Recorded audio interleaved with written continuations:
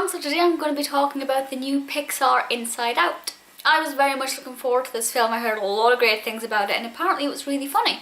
And having watched it, I could say that it was rather funny, but for me the reason it was really enjoyable because it is such a feel-good film and there are so many dimensions to it that there's always something to think about. So for anybody who hasn't seen it, it's about an 11-year-old little girl who is growing up and starting to progress into teenagehood, and it's called Inside Out, I assume, because we actually have her story through the emotions inside her brain who take us through Riley's story.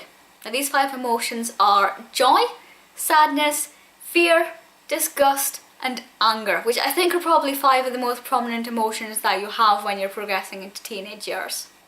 It's told in a very interesting way, I think, because the way we see it, things happen that go wrong inside the brain. For example, somebody may knock over one of her memories and that sort of makes her angry or kickstarts a sadness, whereas obviously it's hormonal and chemical changes and things, but the way it's projected is that you have these little workers, these little emotions, and they move around and they do things and that interacts and that kickstarts these things.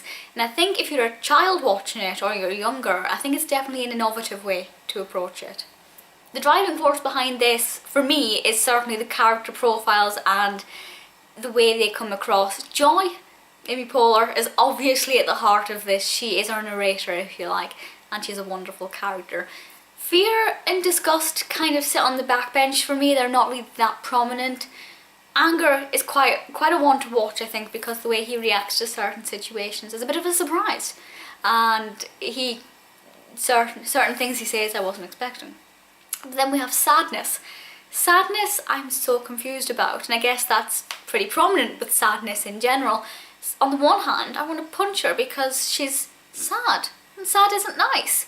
But at the same time, we get to see the benefits of sadness, and that sadness is actually a necessary emotion in life and not always something to detest because we need it to grow and develop and learn and improve. Plus, she is so cute, and when she's just giving up and lying and face planting the floor, it is just adorable. I think it's a very good marketing film from Pixar. There's a lot of merchandising opportunities that can come from this, so I think it does have the whole package. As I said, it wasn't 100% hilarious as I thought it would be, but it's a very nice film, very colourful film, very imaginative as well, and obviously we are inside Riley's imagination a lot of the time, and we see her imaginary friend and all these different things going on.